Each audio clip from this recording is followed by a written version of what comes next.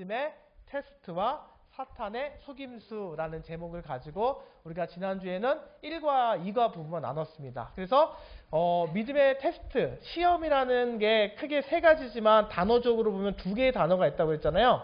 그래서 한 개의 단어 가운데 첫 번째 시험이지만 뭐가 있다고 그랬어요? 시험은 어떻게 해석이 된다? 시험은 뭐다? 실현이라는 개념이 있었고, 실현 말고 또 다른 개념이 뭐가 있다고 그랬어요?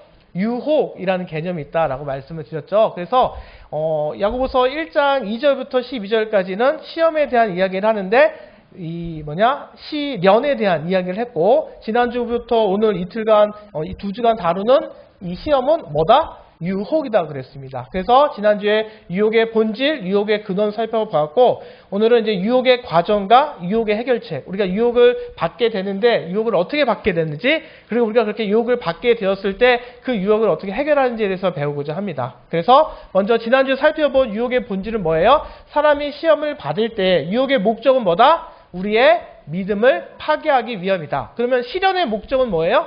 우리의 믿음을 성장시키기 위함이다 그랬죠. 그래서 시련은 외부적으로 누가 주시는 거다? 하나님이 주시는 거고, 유혹은 누가 주는 거다? 내부적으로 사탄이 주는 것이다. 하나님이 주시는 시련이라는 시험을 유혹으로 교묘하게 바꾸는 사단의 그 장난질, 그 계기로 인해서 우리의 믿음을 파괴시키기 위한 목적이고, 그 유혹의 대상은 누구다? 모두가 대상이 된다라고 배웠고요.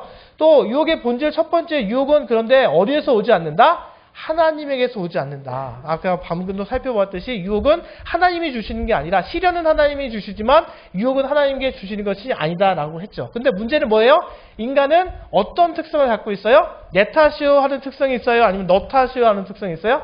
너 탓이요 이러죠. 뭐만 해도 다 너 탓 이러잖아요. 그러니까 인간은 기본적으로 다른 사람에게 전가시키는 특성이 있고, 그 특성 중에 또 하나가 뭐예요? 책임을 누구한테 전가시켜요? 하나님한테 전가시킨다라는 거예요. 그리고 하나님께 전가시키기 때문에 그 유혹을 우리가 하나님에게로 온다라고 우리가 생각하기 쉬운데, 유혹의 본질은 하나님께로부터 오는 것이 아니다. 하나님은 죄와는 아무런 관계가 없는 거룩한 분이시기 때문에 이 유혹이라는 것 자체는 하나님에게서 오는 것이 아니다라고 얘기했고, 유혹은 우리 내부에 있는 어디로부터 오는 것이다? 욕심으로부터 온다. 오늘 이제 욕심에 대한 내용도 살펴볼 텐데, 결국 하나님이 주는 것이 아니라 욕심은 우리의 이 내부에 있는 욕심, 이 욕심으로 인해서 우리가 어떻게 시험을 받는다라는 내용을 살펴보았습니다. 그리고 오늘은 이제 유혹의 과정과 유혹의 해결책에 대해서 살펴보려고 하는데, 먼저 야고보서 1장 14절로부터 15절 말씀, 이 부분을 계속 다룰 텐데 함께 읽겠습니다. 시작. 자기 욕심에 끌려 미혹됨이니 욕심이 잉태한 즉 죄를 낳고 죄가 장성한 즉 사망을 낳느니라. 아멘. 네, 우리가 잘 아는 말씀이죠. 유혹의 과정이 지금 이 야고보서 1장 14, 15절에 다 기록되어 있는데, 첫 번째로 유혹의 시작은 어디다라는 거예요? 유혹의 시작은 어디다? 욕심으로부터 비롯되게 된다라는 거예요. 야고보서 1장 14절 처음에 뭐라고 얘기하고 있어요? 자기 욕심에 끌려라고 얘기하고 있죠. 그러니까 유혹은 어디로부터 오는 것이냐? 하나님께로부터 우리가 유혹을 받는 것이 아니라, 우리 안에 있는 애초에 욕심이 없었다면 우리가 유혹을 받을 일이 없는데, 우리 안에 욕심, 욕망, 욕구 이런 것들이 우리 안에 있기 때문에 그거에 이끌려서 우리가 유혹을 받게 되는, 유혹의 시작이 된다는 것입니다. 그래서 욕심은요, 감정과 관련이 있어요. 무언가를 얻기 위한 강력한 욕망 같은 게 욕심이고, 우리가 본 것이나 우리가 막 보면 보다 보면 막 좋은 옷이나 좋은 구두 보면 어떻게 해요? 처음에는 그냥 아예 욕심 자체가 마음 자체가 없으면 그냥 지나가지만, 딱 마음이 딱 꽂히게 되면 어떻게 돼요? 그때부터 계속 검색 들어가지 않으세요? 이거는 어떤가? 치마 한번 사고 싶다 이러고 지나가다가 그 쇼윈도에 있는 치마 보게 되면 어떻게 돼요? 갖고 싶은 마음이 들면 계속해서 그거 보고 또 보고, 또 사람들한테 이쁘지 않아? 저거 어때? 이렇게 막 물어보고, 그렇게 자꾸 이렇게 감정적 가운데 점점점 간절한 마음이 생기잖아요. 그러니까 욕심은 소유라든가 어떤 것을 소유하고 싶은 마음, 어떤 높은 지위에 올라가고 싶은 마음, 권력, 또 명성을 갖고 싶은 마음, 쾌락 등을 간절하게 갖기를 원하는 마음, 이게 욕심인데 이 욕심으로부터 유혹이 시작되게 된다는 것입니다. 그래서 유혹은 각종 모양이나 크기, 색깔을 가지고 여러 가지 이 욕망을 자극하는데 여기 특별히 자기 욕심에 끌려, 이 끌려라는 단어는 뭐냐면 사냥꾼이 이렇게 포수가 이렇게 사냥을 이렇게 하기도 하지만 어떻게 해서 잡기도 해요? 이렇게 보이지 않게 뭐를 놔요? 덫 있죠. 덫 같은 걸 딱 이렇게 놓게 있잖아요. 그래서 덫에 짐승이 딱 걸리게 되면 어떻게 돼요? 이게 막 그 동물이 막 움직이다가 점점 깊어지잖아요. 깊어지고 덫에 끌려서 이렇게 덫에 딱 잡혀가지고 벗어나지 못하고 질질질 끌려오게 되죠. 여기서 끌려라는 단어가 사냥꾼의 이 덫에 놓인 먹이를 끌려와서 그 덫에 끌려서 딱 먹고 그 끌려오는 그 모습을 그린 단어, 그 모습을 표현한 단어가 이 끌려라는 단어입니다. 그래서 되게 미끼들을 항상 외모를 갖고서 우리가 그것을 먹음직하고 보암직하게 해서 이렇게 다 이렇게 가지게 하잖아요. 저 갖고 싶다. 저 사람 내 사람으로 만들고 싶다. 내 여자로 만들고 싶다. 뭐 이런 욕심, 이런 거에 끌려서 어떻게 되냐면 점점점 그 안에서 죄를 범하게 되고 유혹에 빠지게 된다라는 것입니다. 그래서 유혹의 시작은 욕심이라는 사실을 우리가 아셔야 되고요. 그래서 토마스 세크라는 분 이렇게 얘기했습니다. 유혹에 대항하여 기도하면서 그것으로 뛰어드는 것은 손가락을 불에 집어넣으면서 타지 않기를 기도하는 것과 같다라고 얘기하고 있어요. 그러니까 유혹을 받게 되면 여러분 유혹이 온다 그러면 어떻게 해야 돼요? 그 자리에 머물러야 돼요? 그 자리에 피해야 돼요? 그 자리를 피해야 됩니다. 내가 어디 믿음이 얼마나 성장했나 한번 시험해 볼까? 유혹을 한번 와라. 유혹을 한번 덤벼봐라. 이렇게 하면 100% 유혹에 넘어갈까요? 안 넘어갈까요? 유혹에 넘어갈 수밖에 없습니다. 그러니까 유혹에 오게 되면 유혹에 대항하여서 기도한다고 해서 기도하면서 그것을 뛰어드는 것은요. 손가락을 불에 집어넣으면서 타지 않기를 기도하는 것과 같다. 손가락을 불에 넣으면 타요? 안 타요? 탈 수밖에 없잖아요. 근데 타지 않게 해주시옵소서 한다고 소용이 있어요? 없어요? 없다라는 겁니다. 그러니까 유혹을 대항하기 위해서는 그것부터 벗어나는 게 중요하다는 얘기고 찰스 스펀저 목사님도 이렇게 얘기했어요. 사탄은 평온한 가운데 있는 사람을 공격하지 않는다. 그보다 좀 더 취약점이 있는 사람을 공격한다. 자기 사랑, 자기 신뢰, 세속적인 것은 사탄이 공격에 사용하는 무기가 될 수 있다. 이게 뭐예요? 이 안에 평온한 아무 욕심에 이끌림 당하지 않는 사람을 공격하는 것이 아니라 이 안에 조금이라도 욕심이 있고 욕망이 있고 욕구가 있는 그것을 이용해서 우리를 넘어뜨리려 한다라는 것입니다. 그리고 두 번째 유혹의 그 과정은 어떻게 들어오게 되냐면 욕심을 통해서 들어오는데 이 유혹은요 두 번째로 일시적인 쾌락만 보여주는 속임수를 사용한다라는 것입니다. 미혹대민이라고 얘기하고 있죠. 자기 욕심에 끌려서 미혹대민이라고 얘기하고 있는데 유혹에 이 따르는 문제는요 사탄이요 거짓 광고를 한다라는 거예요. 그러니까 실제적으로는 그렇지 않은데 보암직하고 먹음직하게 거짓 광고를 한다는 겁니다. 사탄이 우리를 유혹할 때 이 담배를 피실 분은 없겠지만 담배에 뭐라고 있어요? 이 옆에 이 라인에 뭐라고 있어요? 뭐 흡연은 뭐 건강에 좋지 않다 이런 경고문이 있잖아요. 사탄이 주는 유혹에는 그런 경고문이 있을까요? 없을까요? 지금 내가 유혹을 하고 있지만 이 유혹 너무 믿지 마. 유혹에 빠지면은 너가 사망에 이르를 거야. 그러니까 조심해야 되고 사탄이 유혹을 던져주면서 유혹 가운데 경고문을 줄까요? 안 줄까요? 절대로 경고문을 주지 않는다는 거예요. 늘 매력적인 것으로 유혹하고 유혹함을 통해서 넘어가도록 하는 것이 미혹됨이다라는 겁니다. 그래서 여기서 미혹됨이라는 말도요. 낚시꾼이 미끼를 놓아서 이렇게 물고기를 잡는 모양을 낚시꾼, 이게 앞서는 끌려라는 단어는 사냥꾼이 덫을 놓아서 동물을 잡을 때 끌려가는 것을 상징했다면 이 미혹됨이라는 단어는 낚시꾼이 이 미끼를 물어서 물고기가 딱 묻는 단어, 그 미끼를 보고 미끼에 물려가는 그 미혹됨의 모습을 그렇게 표현하고 있는 단어가 된다는 거예요. 그러니까 당장의 욕심을 채우기 위해서 욕심의 눈에 가려서 상황을 깊이 생각하지 못하고 물고기들은 우리가 물고기 입장은 아니지만 물고기가 그 미끼를 무는 이유는 뭐예요? 그 물고기를 먹으면 맛있을 것 같으니까 물 거 아니에요. 물을 때 저거를 물면 저 안에 분명히 바늘가시가 있을 것이고 저거 보니까 바늘가시에 낚싯줄이 있네. 저 낚시구나. 낚싯대 위에 있네. 저 사람 있네. 저 뒤에 회칼 들고 나 잡아먹으려고 기다리고 있네. 이렇게 다 그거 다 봐요 안 봐요 물고기들은? 그런 거 다 모르죠. 앞에 있는 뭐만 보는 거예요? 미혹돼서 유혹 그 앞에 있는 그 미끼만 보고 딱 무는 순간 어떻게 되는 거예요? 그 미끼에 딱 걸려가지고 밖으로 끌려나가게 된다라는 겁니다. 그러니까 모든 유혹은요, 그렇다라는 거예요. 유혹은 전체를 보여주지 않고 달콤한 것, 매력적인 것, 화려한 모습만을 딱 보여주고 그 결과에 대해서는 항상 가리게 된다는 거예요. 내가 하면 로맨스, 남이 하면, 맞나? 내가 하면 로맨스, 남이 하면 뭐예요?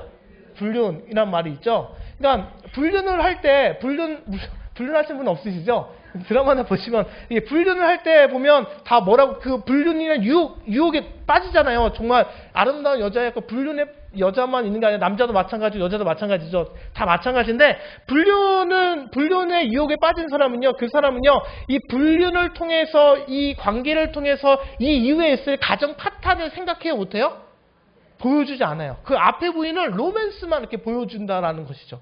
도박 같은 경우도 뭐예요? 도박의 쾌락만 보여주지 도박을 통해서 인생이 망가질 수 있다라는 그 결과를 보여주지 않아요. 그걸 안다면은 그 유혹에 빠질 이유가 없는데 그것을 보여주지 않고 도박에 대해서 어떤 쾌감만 보여주기 때문에 그 도박의 유혹에 빠지게 된다는 겁니다.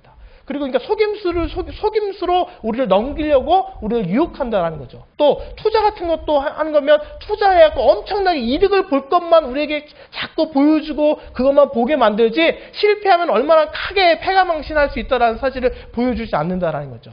그러니까 사탄이 유혹을 할 때 미혹하는데 이 미끼를 던지는데 정말로 매력적이고 화려하게 그 뒤에 결과는 전혀 보이지 아니하고 그 안에 있는 여러 가지 그 잠시의 달콤함과 화려함만 보여준 그렇게 속임수를 쓰는 것이 바로 유혹의 과정이랍니다. 우리 먼저 첫 번째는 우리에게 욕심이 있기 때문에 유혹에 빠지는데 그 유혹이 속임수에 의해 쾌락만을 보여주는 속임수를 사용하기 때문에 우리가 유혹에 넘어간다는 거예요. 그래서 마약이라든가 술, 잘못된 이성관계, 도박, 쾌락을 주는 이런 여러 가지 모습들을 다 보면 여기에 속는 이유는 앞에 보이는 그 화려함에만 쫓아 살아가기 때문에 그렇게 된다는 것이죠. 그런데 여기서 또 기억해야 할 것은 무엇이냐면요. 그런 쾌락도요. 잠시 우리에게 주는 여러 가지 화려함들, 우리를 속이는 눈앞에 화려하는 그 매력적인 것들이 영원하다, 일시적이다? 그 유혹은 사단이 주는 것은 일시적일 수밖에 없다라는 겁니다.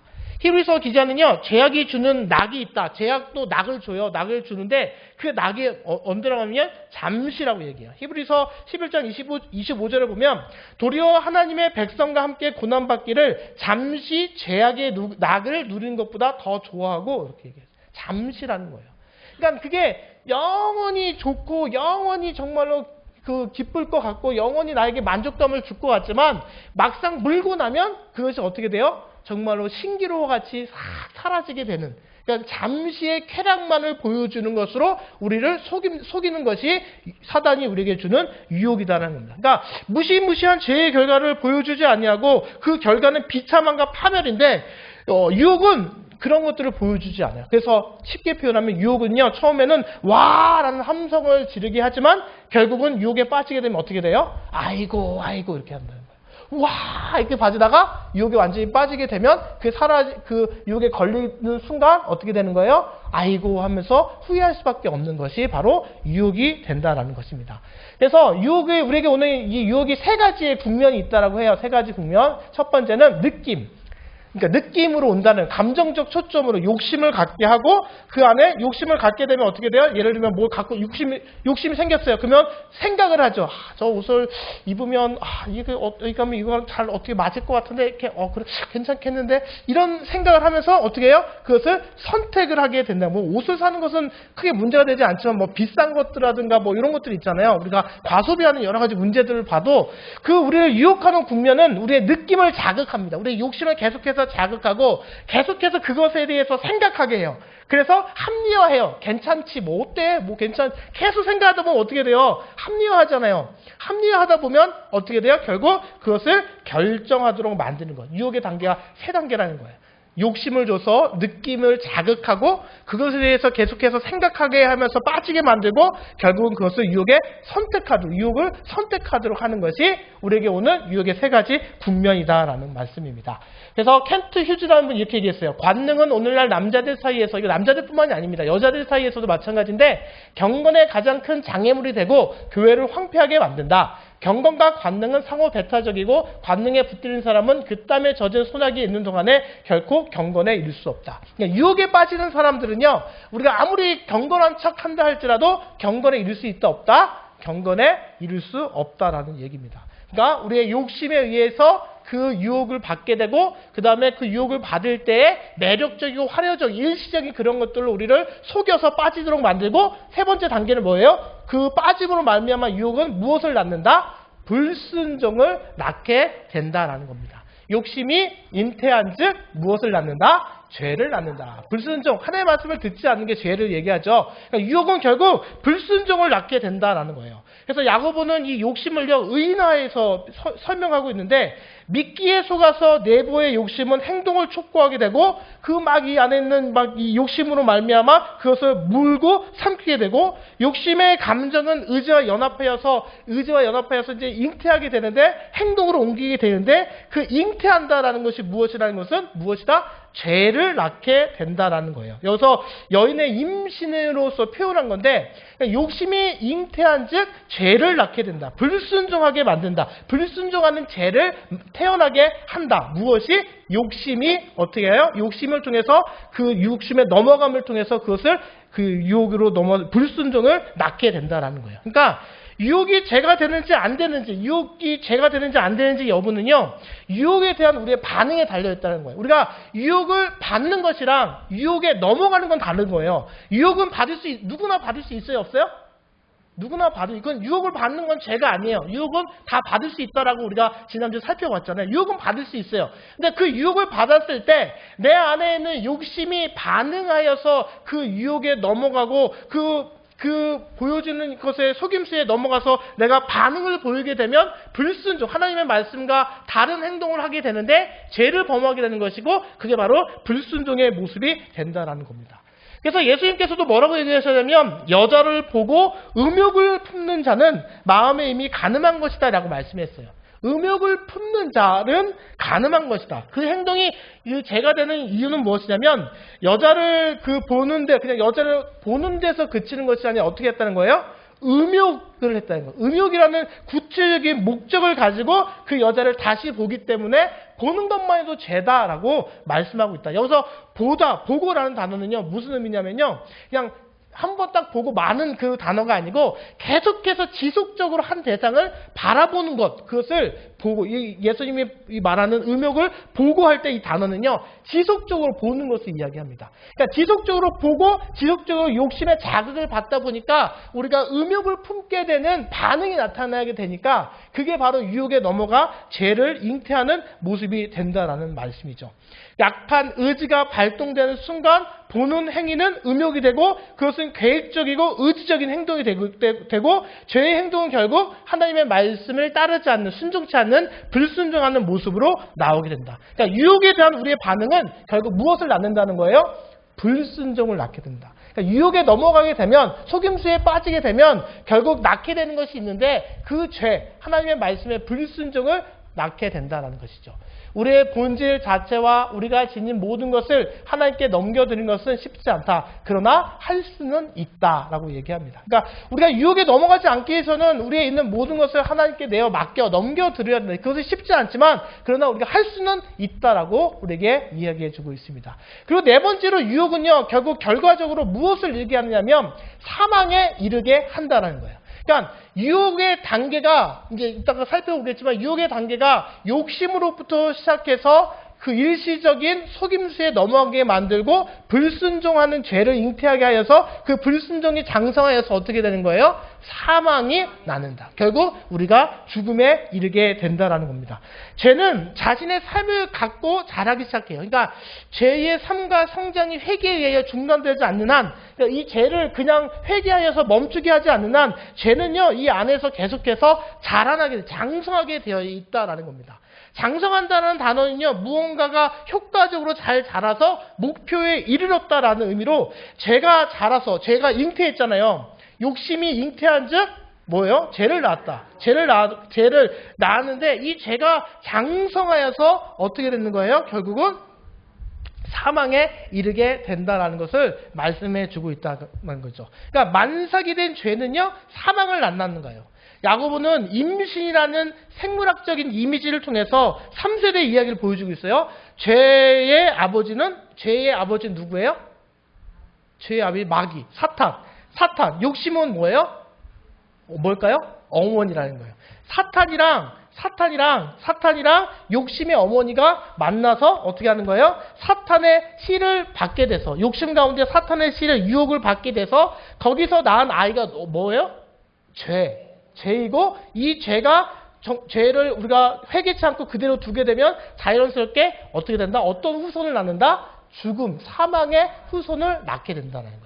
그러니까 죄의 아빠는 사탄이고 죄의 엄마는 욕심인데, 사탄과 욕심이 만나서 어떻게 돼요? 죄를 낳고 죄가 자라나서 사망이 된다라는 것을 말씀해 주고 있어요. 그래서 우리가 유혹에 빠지는 단계가 이렇게 4가지 단계예요. 욕심, 하나님이 주는 게 아닙니다. 하나님으로부터 이 유혹을 받는 게 아니에요. 나의 안에 있는 욕심이 어떻게 해요? 잉태하여서 이 욕심이 속임수에 넘어가게 되어서 죄, 불순종을 잉태하게 되고, 그 죄를 계속해서 방치하게 되면 자라나게 돼서 우리가 어떻게 된다? 사망에 이르게 된다라는 것을 우리에게 야고보서는 교훈해 주고 있습니다. 뱀이 하와에게 나타나서 하와의 욕심을 자극하죠. 선악을 알게 하는 그 과실을 먹어도 하나님께서는 죽는다고 했는데 뭐라고 얘기했어요? 사탄이? 에이, 아니야. 그거 먹어도 죽지 않아 라고 속였죠. 먹음직하고 보암직하게 욕심을 갖고 있었는데, 그래도 어떻게 해요? 하나님의 말씀에 순종함으로 죄를 범하지 않고 있었는데 사단이 와서 뭐라고 얘기하는 거예요? 사실 그걸 먹으면 하나님의 말씀대로 진짜 죽는데, 아니야, 그거 죽지 않아. 하나님이 너 이거 먹으면 하나님이랑 같아질까 두려워서 먹지 못하게 한 거야 라고 속이게 되잖아요. 그러니까 이 안에 보암직하고 먹음직한 그 욕심을 자극하여서 속임수에 넘어가게 되니까 어떻게 돼요? 그 미끼를 먹게 되니까 미끼를 무는 순간 죄를 잉태하게 되었죠. 그 마음에 익혀서 잉태하게 되었고, 선악과를 따먹고 하나님의 말씀에 결국은 불순종하는 죄를 범하게 되었고, 하나님께 불순종하고 죄를 범하게 되니까 하나님과의 영적인 교제가 끊어지고 동시에 에덴 동산에서 쫓겨나게 되는, 정령 죽으리라 라고 하신 하나님의 말씀대로 정말 죽음에 이르게 되는, 욕심이 죄를 낳고 죄가 장성하여 사망을 낳게 되는 이 창세기의 그 모습이 그대로 나타나 있잖아요. 그러니까 우리가 이 세상 가운데도 마찬가지라는 거예요. 우리 안에 욕심이 없도록 우리가 늘 기도하셔야 되고, 욕심 가운데 우리가 속임수를 유혹을 만날 때, 그 유혹을 받게 될 때 그 유혹에 넘어가지 아니할 수 있도록 우리의 욕심을 계속해서 잡아야 된다. 해결책 이제 이따 나오겠지만, 욕심을 계속해서 잡아야만 우리가 죄를 범하지 아니하고 그 죄로 인해서 사망에 이르지 않을 수 있다. 그러니까 우리가 유혹에 빠지는 단계가 욕심, 속임수, 죄, 사망이다. 이 사실을 우리가 꼭 기억하실 수 있기를 바랍니다. 사탄이 동산에 침입하여 아담과 이브를 강압적으로 위협한 것이 아니다. 그렇죠? 그는 그렇게 할 수 없었다. 그에게는 동산을 관장할 권한이 없었기 때문이다. 권한은 누구한테 있었어요? 하나님께 있었죠. 권한을 지니고 있어야 힘을 발휘할 수 있다. 지구를 관장하는 권한이 사람에게 주어졌기 때문에 마귀는 사람에게서 그 권한을 넘겨받아야 했다. 금단의 열매를 먹도록 제한한 것은 단지 아담 부부로 하여금 자신과 함께 하나님을 대적하게 하려는 마귀의 시도였을 뿐이다. 사람의 동조를 통해서만이 마귀는 죽이고 훔치며 멸망시킬 수 있었다. 오늘날에도 사탄은 사람의 동조를 통해 힘을 얻는다는 점을 명심해야만 한다. 네, 이 말이 우리의 믿음 생활에 꼭 우리가 기억하셨으면 좋겠습니다. 그러니까 사탄은요, 우리를 어떻게 할 수 있어요, 없어요? 우리는 사탄을 되게 무서워하고 사탄이 우리를 어떻게 해코지 할 수 있을 거라고 생각하지만, 실상은 사탄이 그럴 수 있어요, 없어요? 없어요. 근데 조건이 있어요. 어떤 조건이에요? 우리가 예수 그리스도 안에 거하는 한, 예수 그리스도 안에 있는 한, 이 사탄은 이 안으로 들어와서 우리를 어떻게 할 수가 없습니다. 왜요? 그들은 예수 그리스도 보혈에 의해서 이미 패배한 자들이고 이미 죽은 자들이기 때문에 우리가 예수님 안에서, 믿음 안에서 신앙생활하고 있는 우리를요, 건드릴 수 없다라는 거예요. 마귀가 아무리 우리를 죽이려 하고 마귀가 어떤 고난과 근심으로 우리를 공격한다 할지라도 우리가 흔들리지 아니하고 하나님의 장중에 예수 그리스도 안에 있기만 하면 결코 무너지지 아니하고 그들은 우리의 평안을 빼앗아 갈 수가 없어요. 그런데 왜 우리가 근데 항상 믿음 생활하면서 평안을 하세요? 자신 없으세요? 평안하십니까? 평안하지 않죠. 왜 그럴까요? 제가 지금 거짓말 하는 건가요? 그럼 왜 그러는 거예요? 문제는 뭐예요? 우리가 이 밖에서 사단이 자꾸 이렇게 살랑살랑 꼬리 흔드는 거예요. 이렇게 유혹을 하는 거예요. 우리 안에 있는 예수 그리스도 안에 있지만 우리 안에 있는 우리의 것을 아직 100% 죽이지 못한 상태로 살아가고 있잖아요. 솔직히. 그러니까 그 속죄 죽이지 못하고 있는 우리 성깔들, 우리 안에 있는 그 모습들, 우리의 연약한 부분들, 그게 자녀일 수도 있고 나의 어떤 그 욱하는 그 버튼이 있잖아요. 그 버튼일 수도 있고 또 약한 거 있잖아요. 어떤 사람은 물질에 약하고 어떤 사람은 남자의 경우는 여자의 제 얘기 아닙니다. 여자에 약하고 네, 꼭 이런 얘기할 때마다 찔려요. 제가 혹시 저를 그렇게 생각하실까 봐. 절대 아닙니다. 여자에 약하고 또 어떤 분들은 이렇게 그런 여러 가지 유혹들을 갖고 있는데 그것을 가지고 있다 할지라도 우리가 예수 그리스도 안에 있으면 그들은 우리가 공격할 수 없다라는 거예요. 근데 문제는 뭐예요? 우리 안에 있는 욕심을 밖에서 이렇게 자극하는 게 살랑살랑 이렇게 자극하는 거예요. 바로 앞에 요 앞에 살짝 여기가 예수 그리스도 아니라면 딱 요 앞에 놓는 거예요. 요 앞에 놓고 먹음직하고 보암직하니까 어떻게 해요? 잠깐 나갔다 오자. 그거죠. 욕심 때문에 잠깐 나갔다 그걸 무는 순간 어떻게 되는 거예요? 그 안에는 줄에 아니면 그 덫에 의해 딱 물려가지고 어떻게 해요? 끌려가게 되는 거예요. 끌려가게 되니까 우리가 그 안에서 죄를 범하게 되고 불순종하게 되고 하나님으로부터 멀어지게 되고 계속해서 우리 안에 있는 평안을 놓치게 되고 우리의 삶이 황폐해지게 되고 분노하게 되고 우리 안에 기쁨이 사라지게 되고 그렇게 된다는 겁니다. 그러니까 에덴 동산에서 일어났던 사단을 통해 일어났던 그 모습이 여전히 이 세상 가운데에서도 믿음의 백성된 우리들에게 일어나고 있다는 겁니다. 그러니까 우리가 늘 깨어서 말씀 안에서 또 주의 안에서 거하는 것이 중요한 이유가 거기에 있다라는 거예요. 그러니까 중요한 것 우리가 이 단계 있잖아요. 욕심, 그 다음에 속임수, 그 다음에 뭐예요? 불순종, 그 다음에 사망에 이르는 이 단계, 유혹에 빠지는 이 단계를 우리가 잘 기억하시기를 간절히 바랍니다. 마지막 유혹의 해결책. 그러면 이제 제가 지금 앞서 얘기 다 했는데 유혹의 해결책이 있어야겠죠? 우리가 유혹 가운데 유혹의 과정이 이렇게 된다면 해결책은 무엇이 있는가? 첫 번째, 너무나도 당연한데 너무나도 당연한 이야기인데 첫 번째는 뭘까요? 유혹에 넘어가지 않으려면 첫 번째로 속지 말아야 된다라는 거예요. 왜요? 속임수를 하니까. 속이려고 쓰니까. 그러니까 쉽게 말해서 우리를 속이려고 드니까 우리가 정신 차리고 근신하여 깨어 기도하라 라고 말씀했죠. 지난주 말씀처럼 우리가 그것에 속지 않도록 한다라는 것입니다. 그러니까 간단해요. 정말로 어렵지 않습니다. 우리가 유혹을 받을 때 유혹에 넘어가지 않도록 그 속임수에 속지 않으면 된다는 거예요. 그런데 문제는 간단하긴 하는데 쉬워요? 어려워요? 쉽지가 않죠. 우리가 너무나도 쉽게 속는 게 문제예요. 많은 사람들이 노력 없이 얻어지는 것에 대해서 귀를 기울인다는 거예요. 그러니까 우리가 속지 않기 위해서 속지 않으면 되지 하고 가만히 있으면 돼요? 안 돼요? 속지 않도록 우리가 구별해내고 분별해낼 수 있도록 우리가 신앙생활하면서 믿음생활 안에서 노력을 해야 된다는 거예요. 속지 않기 위해서. 하나님 제가 오늘도 주의 여러 가지 미혹과 유혹 가운데 넘어가지 않게 해주시옵소서. 제 눈이 띄어지게 하여 주시옵시고 저를 공격하는 괴계로부터 나를 지킬 수 있도록 하나님 제가 믿음 안에서 한번 살아갈 수 있도록 도와달라고. 또 내가 연약한 부분 잘 알잖아요. 또 유혹을 받을 때 그 유혹을 가만히 받는 상태를 가만히 두는 것이 아니라 그 유혹에 넘어가지 않을 수 있도록 우리를 붙잡고 끊임없이 무릎 꿇고 하나님께 기도해야 되는데 우리가 아무것도 하지 않고 그냥 속지 않으면 되지라는 상태로 있다 보니까 우리도 모르게 속아 넘어가게 된다는 겁니다. 많은 사람들이요 노력 없이 막 이루려고 하는 것들이 되게 많죠. 그렇죠? 뭐 대표적인 게 뭐예요?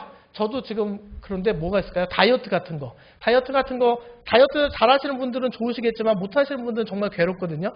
다이어트는 못하는데 못하다 보니까 어떤 유혹에 빠지냐면요 이렇게 핸드폰을 보다 보면 어찌나 그 다이어트에 관심이 있으면 어찌나 계속해서 다이어트 약이 다양하게 보여져요. 그럼 진짜 그거 약만 먹으면 특별히 노력하지 않고 운동하지 않아도 살이 빠질 것 같은 그런 유혹 받은 적 없으세요? 다 없으시죠? 다 열심히 다 날씬하고 그러셔서 없으시죠? 근데 저 같은 경우는 그래서 사실 약을 한 3-4번 샀던 것 같아요. 그때마다 성공했을까요? 실패했을까요? 항상 실패합니다. 아니 이게 먹기만 하면 분명히 빠진다고 그랬거든요. 그 광고에서는. 근데 정말 먹기만 했더니 안 빠지더라고요. 운동을 해야 되잖아요. 운동을 하고 관리해야 되는데 그런 경우가 많다는 거예요. 근데 우리의 믿음과 신앙도 그럴 때가 너무나도 많이 있다는 거예요. 우리가 유혹에 넘어가지 않기 위해 속지 않기 위해서 우리가 믿음 가운데 정말로 최선을 다하고 믿음 생활 열심히 해야 되는데 그냥 나는 뭐 하나님 믿으니까 뭐 잘 먹고 잘 살 수 있겠지 이렇게 생각하다가 거기에 속아 넘어갈 때가 너무나도 많이 있다. 유혹이 받을 때는 특히 우리가 속임에 약해진다는 것입니다. 그래서 야고보서는 뭐라고 얘기했냐면 내 사랑하는 형제들아 어떻게 하라? 속지 말라라고 그렇게 말씀했습니다. 여기서 속지 말라는 것은요. 속임 당하는 것을 멈춰라는 의미입니다. 진리의 말을 믿는 것보다 거짓말을 믿기가 더 쉬울 때가 있어요. 그러니까 진짜 하나님의 말씀을 믿는 것보다 거짓말에 넘어갈 때가 더 쉽다라는 것입니다. 거짓말을 믿는 자는요. 그때부터 거짓말과 함께 살기 시작하고요. 속았다라고 하는 것은 이제 시험 당하기 시작했다라는 의미에서 미혹하는 단계에 들어간다는 거예요. 우리가 뭔가 정말로 속았다. 받는 게 아니라 속았다라고 우리가 인지하는 순간 우리가 이미 미혹의 단계에 들어갔다. 그것을 우리가 알아야 돼요. 우리가 그러면 안 되었었는데 라고 그런 생각이 드는 순간 내가 미혹에 빠진 거예요. 유혹에 빠진 거예요. 그 순간. 그러니까 그 유혹으로부터 빨리 벗어나도록 우리가 정신을 차리고 근신하여 깨어서 그 즉시 기도를 하셔야만 한다는 거예요. 그러니까 속았다라는 느낌이 오는 순간 우리가 어떻게 해야 되냐면 내가 지금 미끼를 물었구나. 정신을 차려야겠다. 미끼를 물려고 할 때마다 속지 말아라 라는 이 하나님의 음성을 우리가 반드시 들으셔야만 한다. 그러니까 우리가 속았다 하고 그러면 안 됐었는데 후회. 이게 오는 순간 이미 우리가 어떻게 된 거예요? 미혹의 단계에 들어간 거예요? 아직 들어가지 않은 거예요?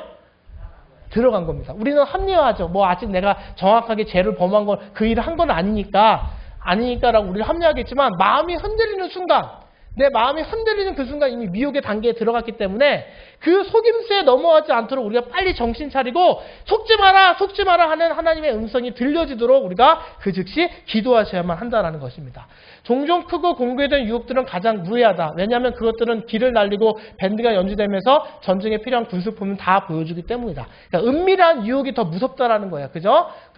그래서 우리는 우리를 해칠 적군에 둘러싸여 있다는 것을 알고 그들을 맞아 대항할 준비가 된다. 우리에게 다가오면 치명적인 위험은 불현듯 나타나 우리를 놀라게 하고 우리 요새 안에 배신 행위를 하는 것이다 라고 말씀했습니다. 두 번째, 그리고 우리가 속임수에 넘어가면 안 되고 두 번째는 무엇이냐면요. 우리가 넘어가지 않기 위해 속지 않기 위해서 우리가 그 순간 생각해야 될 것은 무엇이냐면 유혹의 궁극적인 결과를 고려해야 돼. 이게 굉장히 중요합니다. 그러니까 우리가 속지 않아야 된다 한다고 속지 않는 게 아니에요. 이것을 했을 때 이 유혹에 넘어가면은 이 앞에 것만 보기 쉽다고 그랬잖아요. 그 보기 쉬운 그 순간에 우리가 마음이 흔들릴 때에 내가 마음 가운데 평안이 사라졌을 때에 우리가 무엇이냐면 내가 이것을 범했을 때 어떤 일이 일어날지에 대해서 그 결과를 우리가 반드시 고려할 수 있어야만 한다는 거예요. 욕심, 속임수, 죄, 사망이죠. 그러니까 욕심이 우리가 어떻게 해요? 욕심이 잉태하여 죄를 낳고 죄가 장성하여 사망에 낳는다. 그러니까 이 사망에 낳는다. 우리가 망할 수 있다. 우리가 치명적으로 우리가 큰 결과를 맞이할 수 있다라는 사실을 우리가 그 결과를 고려해야만 우리가 그 유혹에 넘어가지 않게 된다라는 거예요. 그러니까 우리가 유혹이 왔을 때 이 결과에 대한 것을 사망의 결과에 대한 것을 고려해야 속지 않을 수 있다. 그러니까 어떻게 해야 돼요? 우리가 항상 잠들어 있어야 돼요? 깨어 있어야 돼요?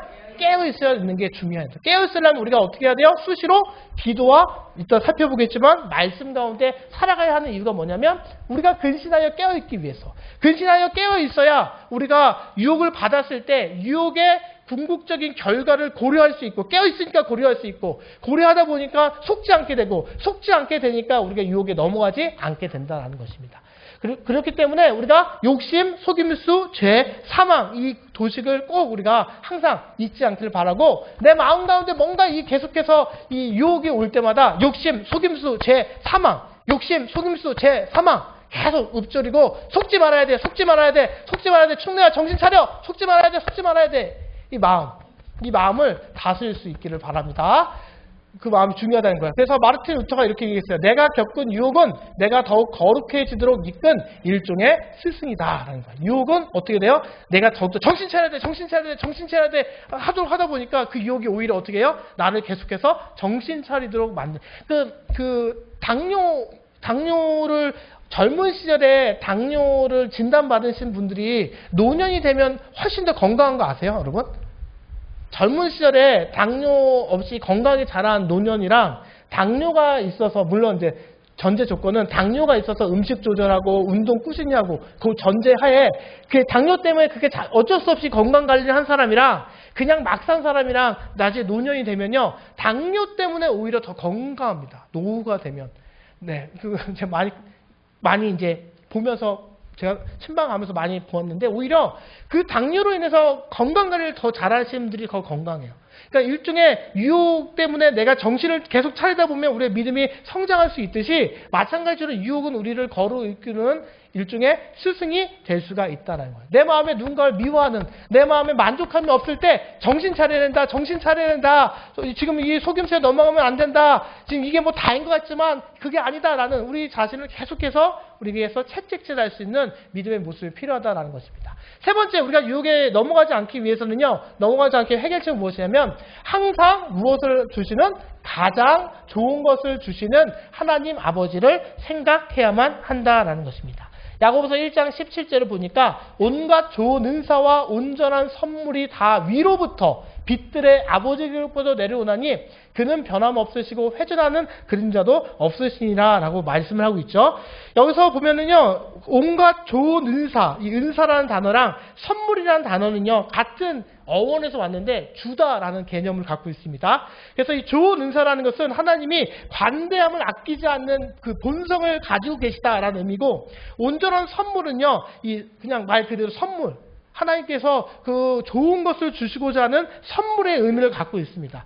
그래서 야고보는 우리에게 유익한 모든 것과 우리의 필요를 충족시켜 주시는 모든 선물을 누가 주신다고 얘기하는 거예요? 위로부터 계시는 빛들의 아버지께로부터 하나님 아버지께서 우리의 모든 필요를 아시고 우리의 모든 필요한 것들을 채워주시고 우리에게 선물을 주시는 분이 우리 하나님이시다라는 것을 강조하고 있어요.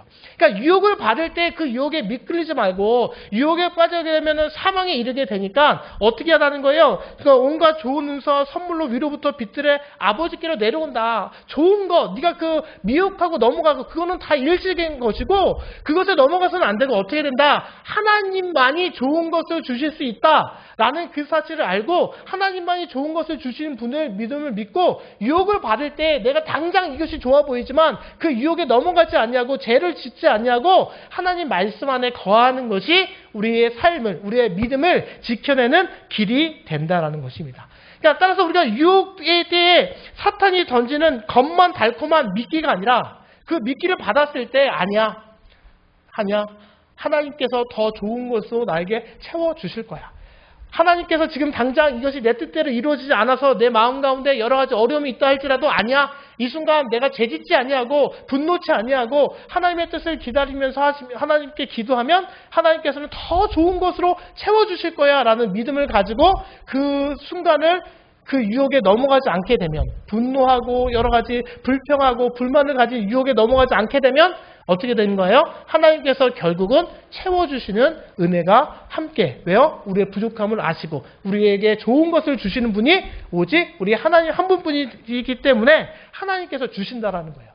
그러니까 내 마음 가운데 만족함이 없고 내 마음 가운데 유혹 여러 가지 때문에 정말로 흔들리고 믿음의 삶을 방해할 때 우리는 누구를 생각해야 된다는 거예요? 하나님 아버지를 생각하고 바라보시고 우리의 초점이 앞에 있는 미끼가 아니라 온전한 선물을 주시는 하나님께로 우리의 시선이 옮겨지셔야만 한다는 겁니다.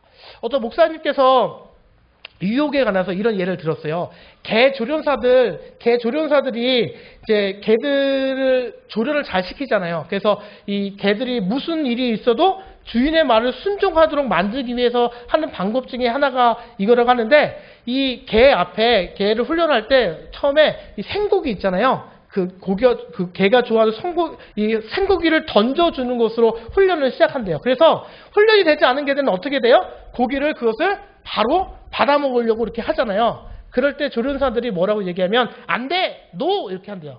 그러니까 어떤 것이 던져주든 간에 조련사가 안 돼! 노! 하고 그것을 가져가고 또 던져놓고 개가 또 달려가게 되면 안 돼! 노! 안 돼 이러고 가져가고 이게 반복을 훈련을 시킨다는 거죠. 이렇게 반복을 하게 되면 이 개가 학습이 되게 되면 어떻게 되냐면 고기를 던져줬을 때 이 개는 고기를 볼까요? 조련사를 볼까요? 조련사를 보죠. 조련사의 어디를 봐요? 입술을. 노인지 먹어인지 노인지를 확인하고 먹는 거죠. 아무리 이게 앞에 던져져 있어도 안 돼. 너 이러면 가져가서 못 먹는 거는 이 개가 학습하게 되면 아무리 먹음직하고 보암직한 먹이가 있다 할지라도 그것을 먹지 아니하고 그 주인을 바라보면서 주인이 먹으러 갈 때까지 기다리게 된다는 겁니다. 이 이야기를 보면서 우리 집에도 강아지가 있거든요. 우리 집에도 몰리라는 강아지가 있는데 그 몰리라는 강아지는 이런 면에서는 애가 참 교육을 안 시켰는데 교육이 잘 된 것 같아요. 그런 모습을 보면서 이런 생각이 들었는데 중요한 게 뭐냐면 이 이야기를 보면서 이 글의 마지막 내용이 뭐냐면 그만큼 믿음의 백성들에게는 시선이 중요하다는 거예요. 우리를 유혹하는 것에 시선을 두는 것이 아니라 누구에게 시선을 둬야 된다? 하나님께. 그런데 만약에 하나님께 시선을 두지 못하게 하면 세상 말로 뭐만도 못한 사람이 되는 거예요? 네, 저는 얘기하지 않겠습니다. 왜요? 심지어 개도 먹이 앞에서 주인을 바라보는데 어떻게 해요? 그리스도인들 우리의 주인 대신 하나님을 바라보지 못하고 족적 우리를 넘어뜨리는 유혹에 유혹 받을 때마다 넘어가게 되면 그거는 방금 말씀하신 것처럼 개만도 못한 그런 모습이 될 수 있다. 이 사실을 우리가 좀 인지하시고 살아가셨으면 좋겠어요. 그러니까 유혹일 때 우리가 그 유혹에 인간의 그런 자극되는 욕심에 이끌려 그냥 욕심에 따라 살지 말고 순간순간마다 하나님의 입술, 하나님의 말씀에 귀 기울여서 하나님의 말씀대로 살아가는 것이 중요하다는 거예요. 유혹에 승리하려면 우리의 시선이 우리를 유혹하는 그 앞에 있는 물질이 아니라 하나님을 바라보는 것이 중요하다. 왜요? 우리 하나님은 우리에게 무엇을 주시는 분이기 때문에 가장 좋은 것을 주시는 분이기 때문에 함께 하시는 하나님을 의식하는 것이 유혹을 물칠 수 있는 최상의 해결책이다. 여러분 아이들이 사고치고 이럴 때는 대부분 문 걸어 잠그고 있을 때 그 안에서 역사가 일어납니다. 그죠? 몰래 있을 때, 몰래 혼자 있을 때. 왜요? 아무도 없다라고 생각하기 때문에 그렇다는 거죠. 그러니까 범죄와 유혹은요 혼자 있을 때 일어나게 돼요. 그런데 우리는 항상 혼자라고 생각하지만 혼자예요? 아니에요? 항상 하나님이 계시잖아요. 그러니까 하나님 앞에 우리가 죄를 범할 수 없는 거예요. 근데 우리가 왜 하나님 앞에 감히 죄를 범하는 이유가 뭐예요? 하나님이 없다고, 하나님이 안 계시다고, 여기는 없을 거라고 생각하기 때문에 유혹에 넘어가는 겁니다. 그러니까 우리가 유혹을 물리칠 수 있는 최상의 해결책은 하나님은 언제나 나와 함께 하시고 지금 이 순간에도 계시다라는 사실을 아셔야 된다라는 거예요. 그러니까 시험을 당할 때 우리가 가장 좋은 것을 주시는 하나님을 바라보는 것이 중요한데 왜 그러느냐? 하나님은요, 오늘 말씀했것처럼 빛의 아버지이기 때문에 그렇다는 거예요.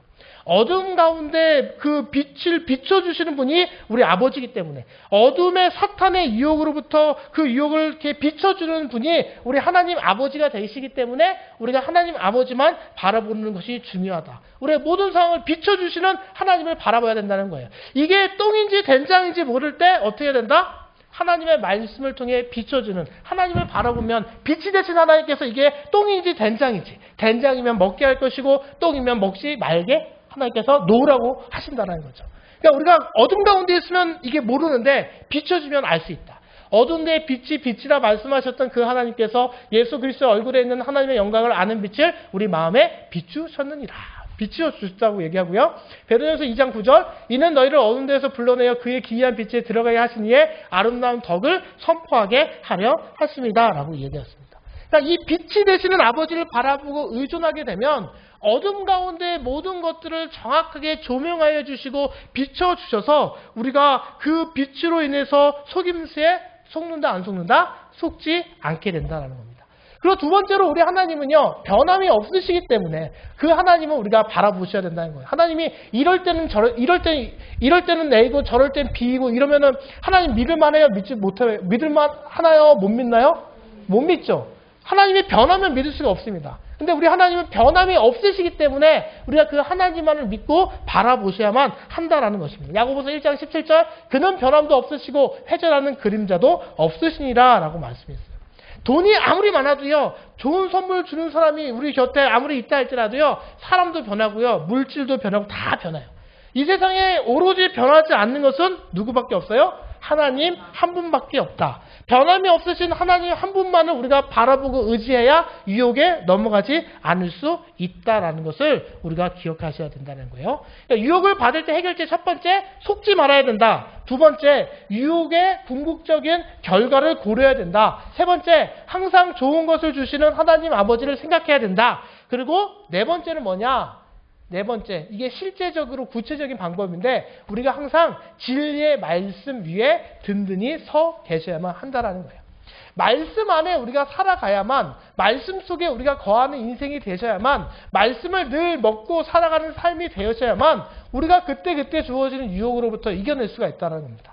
그가 그 피조물 중에 우리로 한 첫 열매가 되게 하시려고 자기 뜻을 따라 진리의 말씀으로 우리를 낳으셨느니라 라고 말씀하고 있죠. 레이 프리차드가 먼저 존 메가더 목사님, 내가 노력한 일은 딱 하나 있다. 성경의 원리와 견고한 교리와 하나님의 진리에 대해 온 삶을 집중하는 일이었다. 삶의 모든 환경이 밀물과 썰물처럼 끊임없이 변하고 인간의 유행이 수시로 바뀔 때 우리는 하나님의 말씀을 기초로 삼아야 한다. 네, 지금 우리가 말씀 위에 살아가야 할 이유가 여기 있다는 거예요. 레이 프리차드 목사님은 하나님의 말씀은 모든 환상, 꿈, 그리고 기이한 현상을 판단할 수 있는 무엇이다? 최고의 기준이 된다라는 것입니다. 그러니까 우리가 진리의 말씀 위에 든든히 서 계셔야만 하는데 어떻게 서 있어야 되느냐? 첫 번째, 진리의 말씀으로 우리를 그의 주권적인 뜻 가운데 구원하셨다. 우리를 구원의 주권의 뜻으로 구원하셨으면 우리가 믿으셔야만 한다는 거예요. 사탄이 우리를 속이는 것은요, 온갖 거짓으로 하나님의 선하심과 주권을 믿지 못하게 하고 그분에 대한 우리의 믿음을 떨어뜨리려고 한다는 거예요. 우리가 믿음 안에서 거하고 있는 우리를 직접적으로 어떻게 때릴 수는 없으니까 어떻게 한다는 거예요? 우리가 나오게 한다는 거예요. 이 안에 있는 우리를 건드릴 수 없으니까 나오게 한다는 거예요. 그래서 하나님을 우리가 믿고 하나님만 바라봐야 되는데 하나님을 의심하게 만들고 여러 가지 거짓을 통해서 미혹하는 미끼를 통해서 우리가 말씀에서 벗어나려고 하는데 우리가 말씀에 굳건하게 그런 유혹에 넘어가지 않도록 하나님의 그 주권적인 뜻 가운데 나를 구원하셨다. 내가 지금 믿음 가운데 살아가는 이유는 오직 하나님 한 분의 주권적인 뜻에 의해 내가 살아가고 있다. 우리 하나님은 가장 선한 것으로 나를 인도해 주시는 분이시다. 구원의 원천이시다 라는 이 사실을 우리가 놓치지 아니하고 살아가셔야만 한다는 거예요. 그러니까 믿음으로 유혹을 받을 때 굳게 서기 위해서는 하나님의 선하심, 하나님은 나를 가장 선하신 길로 인도하시는 분이다. 나는 하나님의 선하심과 하나님의 주권을 확실히 붙들어야만 우리가 말씀 안에 거하면서 우리가 우리의 인생의 유혹 가운데 넘어갈 수 있지 않게 된다라는 것이고요. 두 번째는 진리의 말씀이 우리를 어떻게 한다는 거예요? 풍성하게 한다라는 것입니다. 오늘 말씀에서 보니까 우리를 한 첫 열매가 되게 하시려고 우리를 낳으셨다라고 이야기하고 있잖아요. 여기서 첫 열매는 뭐냐면 가장 좋은 것을 의미합니다. 가장 좋은 것은 뭐냐면 첫 열매에서 가장 풍성한 것, 가장 많은 것들이 나오게 되어 있거든요. 그러니까 이 첫 열매는 무엇이냐면 말씀으로 우리를 어떻게 하기 위함이다? 풍성하게 하기 위함이다. 모든 피조물 중에서 가장 뛰어나게 풍성하게 하시려고 우리에게 말씀으로 새롭게 하셨다라는 거예요. 우리가 이 사실을 늘 인지하셔야 돼요. 말씀을 통해서 우리가 풍성해질 수 있다는 거예요. 말씀을 통해서 우리가 넉넉한 삶을 살아갈 수 있다는 거예요. 말씀을 통해서 하나님의 능력 가운데 우리가 그 능력을 나의 능력으로 삼아 살아갈 수 있고 유혹에 넘어가지 않을 수 있는 눈이 띄어지게 된다라는 사실을 우리가 기억하면서 말씀을 꼭 붙드셔야만 한다라는 것입니다. 그리고 세 번째, 진리의 말씀으로 우리가 어떻게 된다? 모든 유혹에서 승리하게 하신다라는 거예요. 우리를 태어나게 하신 그 말씀이 우리가 자라날 때 필요한 모든 것을 제공해줘요. 하나님의 말씀이요. 말씀을 우리가 믿음을 통해서 우리가 성도가 됐잖아요. 성도로 태어났잖아요. 그러니까 우리의 성도의 삶이 쭉쭉쭉 자라나는 것도 어디로부터 비롯되냐?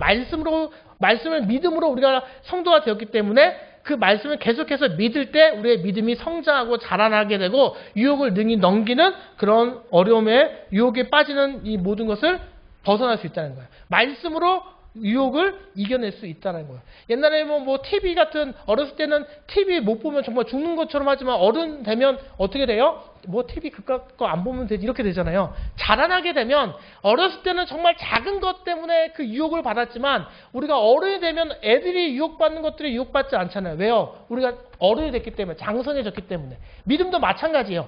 우리가 믿음이 말씀 가운데 잘 자라서 장성한 분량의 믿음으로 성장하게 되면 작은 유혹 가운데 우리가 결코 넘어가지 않게 된다. 작은 유혹에 넘어가지 않게 하는 것이 말씀이라는 거예요. 그러니까 우리가 말씀 안에서 우리가 살아가는 것이 중요하다. 우리가 이 사실을 꼭 기억할 때 우리가 유혹에서 이길 수 있다는 거예요. 유혹을 받지 않기 때문에 스스로 거룩하다고 생각해서는 안 된다. 왜냐하면 인생에서 가장 거룩하고 높은 단계에 있을 때 가장 유혹을 많이 받기 때문이다. 언덕이 높을수록 바람이 더욱더 거세지는 법이다. 마찬가지로 인생이 더 높은 단계에 있을수록 적에게 받는 유혹은 더 강해진다. 그러니까 우리가 언제나 우리가 어떻게 해야 된다는 거예요? 늘 겸손하게 하나님의 말씀 가운데 살아가는 것이 중요하다라는 것입니다. 믿음의 테스트 이제 마치려고 하는데 우리가 오늘은 제4가 믿음의 테스트와 사탄의 속임수를 살펴보았습니다. 다시 한번 살펴보면 시험이라는 성경에는 똑같이 시험이 나와 있지만 시험은 크게 시련이 있고 유혹이 있고 시련과 유혹을 받았을 때 그것을 통과하게 되면 테스트의 개념 총 시험, 시련, 유혹, 테스트가 있다고 그랬고요. 시련은 누가 주시는 거다? 하나님이 외부적으로 주시는 것이고 시련의 목적은 그 시련을 잘 감당하여서 믿음이 성장하는 것이 목적이고 유혹은 뭐예요? 내부적인 우리의 욕심으로부터 시작이 되는데 누가 주는 거예요? 욕심을 건드리는 게 누구예요? 사탄이 우리의 믿음을 파괴하기 위해 주는 것이다. 그런데 그 유혹은 누구나 받게 된다는 거예요. 유혹은 누구나 받게 된다는 사실을 우리가 알고 유혹을 받을 때 유혹을 어떻게 우리가 잘 넘길지에 대해서 우리가 늘 깨어 근신하여 기도해야 된다는 거예요. 그래서 유혹의 목적은 우리의 믿음을 파괴하기 위함이고 유혹의 대상은 열애 없이 모두가 유혹의 대상이다. 그래서 유혹은 중요한 것은 하나님에게서 오지 않는다. 인간은 다른 사람에게 전가하려고 책임을 하나님께 넘기려고 하지만 하나님은 죄와는 아무런 관계없는 거룩한 분이시다. 유혹에 대해서 우리가 알아야 되고 결국 유혹은 우리 내부에 있는 욕심으로부터 온다. 우리가 유혹을 받는 것은 하나님 나를 왜 이렇게 유혹에 빠뜨립니까가 아니라 내 안에 있는 욕심, 내 안에 있는 죄성의 문제가 있음을 원인을 진단하고 우리의 욕심을 제거하셔야 된다는 거예요. 그것을 제거하게 해달라고 하나님께 기도하셔야만 한다는 것입니다. 그 유혹의 과정은 뭐예요? 4단계라고 그랬죠? 유혹의 시작은 어디에서부터? 욕심. 우리 안에 있는 욕심. 욕심을 제어해야 된다는 거예요. 욕심. 두 번째 뭐예요? 근데 욕심이 있는데 그 사탄이 그 욕심을 이용해서 넘어갈 수 있도록 넘기는데 어떻게 한다는 거예요? 일시적인 쾌락만을 보여주는 속임수를 통해서 넘어간다는 거죠. 그리고 유혹을 통해서 우리가 죄를 낳게 되죠. 불순종의 죄를 낳게 되고 그 불순종의 죄를 통해 하나님께 멀어지게 되면 결국 우리의 인생은 믿음은 어떻게 된다? 사망에 이르게 된다. 이 유혹의 과정 4단계 욕심, 속임수, 죄, 불순종, 사망. 욕심, 속임수, 불순종, 사망. 내 마음이 힘들 때, 내 마음이 어려울 때, 내 마음도 여러 유혹 가운데 정말로 내가 진짜 화내 말아, 내가 불평해 말아, 용서해 말아, 뭐 이런 여러 가지 갈등의 상황이 있을 때 하나님이 원하는 삶의 선택을 할 수 있도록 이 4가지 생각하셔야 되는 거예요. 욕심, 속임수, 불순종, 사망. 그래서 우리가 이 사망에 이르지 않도록, 불순종에 빠지지 않도록, 속임수에 넘어가지 않도록, 내 욕심에 이끌림 당하지 아니할 수 있도록 우리가 우리의 믿음을 잘 점검하셔야 된다라는 거예요. 욕심, 속임수, 죄, 사망. 이게 유혹의 과정이고요. 유혹의 해결책. 간단하지만 이게 쉽지는 않습니다. 그렇기 때문에 우리가 다이어트 약 먹고 살 빼야지라는 그런 어리석은 그런 믿음의 삶을 살아서는 안 되고 정말로 우리가 유혹을 이겨낼 수 있는 근육을 키워야 돼요. 유혹을 넘길 수 있는 힘을 키워야 된다는 거예요. 그래서 유혹의 해결책 첫 번째, 속이려고 들으니까 속지 말아야 된다. 속지 않기 위해서는 어떻게 된다? 유혹의 궁극적인 결과를 그 순간에 고려해야 된다. 그러기 위해서 우리가 어떻게 해야 된다? 깨어 있어야 된다. 깨어 있기 위해서 우리가 무엇을 해야 된다? 주야로 기도하셔야 된다. 세 번째, 그 유혹을 받을 때 어떻게 해야 된다? 항상 가장 좋은 것을 주시는 분은 누구다? 하나님 아버지다. 그냥 이 세상에서 좋은 것을 찾아서는 안 된다는 거예요. 지금 이게 가장 좋은 것 같지만 그건 미끼이다. 내가 저걸 무는 순간 나는 끌려간다. 무는 순간 나는 정말로 사망에 이르게 된다. 저게 넘어가지 않아야지 라는 생각 가지고 우리가 이겨내야만 한다라는 것입니다. 그러기 위해서 정말로 중요한 게 4번째 뭐예요? 진리의 말씀 위에 우리가 든든히 서 계셔야 된다. 말씀이 나를 지키고 말씀이 나를 풍성하게 하고 말씀이 나를 세워주기 때문에 말씀으로 우리가 그렇게 살아가는 것이 중요하다라는 것입니다. 그래서 결론으로 보면 우리는 인생을요, 믿음의 백성, 목사인 저 역시도요, 유혹을 피할 수 없습니다. 제가 언제나 항상 웃고 항상 네, 괜찮아요 이러지만 100% 괜찮아서 괜찮다고 그럴까요? 마음속에서 괜찮지 않지만 괜찮아 하지만 제 안에서 괜찮지 않을 때가 얼마나 많이 있겠어요. 그죠? 또 마음 가운데 사랑합니다 이렇게 얘기하지만 사랑하지 않는 사람한테도 사랑한다고 얘기할 때도 솔직히 있고 맞죠?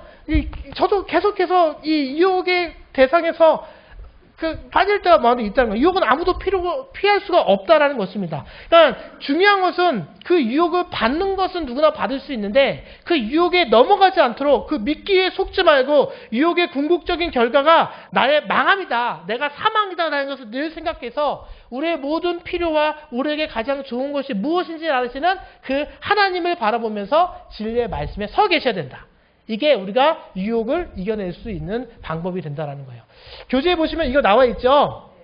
여기 보시면 중요한 게 이게 지금 이 PPT에는 녹색이랑 이 빨간색 위로 올라가는 거랑 밑으로 내려가는 거 써있지 않은데 보면 뭐라고 써있어요? 위로 올라가는 거는 실현, 믿음, 인내, 성숙 이렇게 되어 있죠? 이게 올라가는 거예요. 내려가는 건 뭐예요? 유혹, 욕심, 죄, 사망입니다. 이게 무슨 말이냐면 야고보서 1장 2절부터 12절에서 보면 우리의 시련을 받을 때 시련을 받는다고 그랬죠? 야고보서 1장 2절부터 12절의 시험은 시련이라고 그랬죠? 시련을 받을 때 우리가 하나님이 공급해 주시는 지혜를 통해서 우리가 믿음으로 시련을 이겨내고 그 믿음은 인내를 낳고 인내를 통해서 우리가 어떻게 된다? 성숙, 믿음의 성장을 이룰 수 있게 된다는 거고요.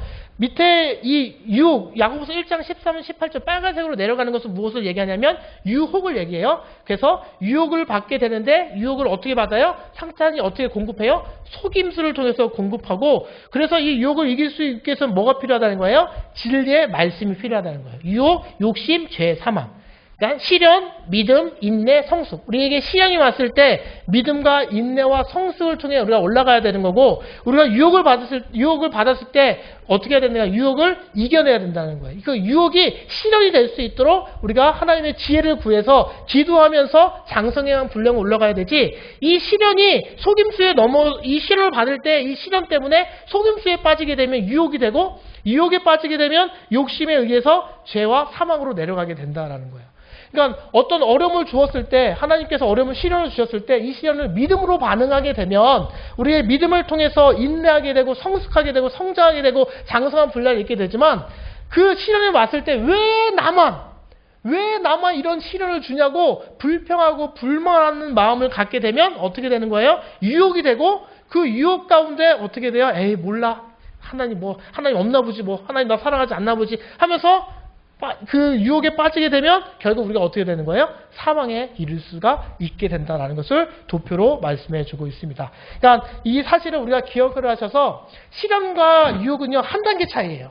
그래서 시련을 통해서 올라가느냐 시련이 유혹에 대해서 떨어지느냐 이것은요 순전히 우리의 믿음을 통해서 좌우되게 되어 있다. 우리의 믿음이 시련을 통해서 성숙해서 믿음의 테스트를 통과하여서 하나님의 은혜 가운데 거할 수 있는 우리 모두가 되시기를 간절히 소망합니다.